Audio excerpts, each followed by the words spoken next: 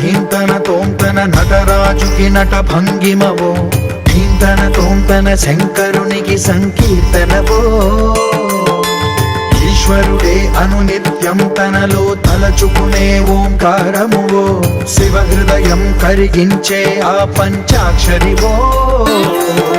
నీ మదిలో మహాదేవుడినే కొలువుంకగా కైలాసమువో, అతని పాదము చందన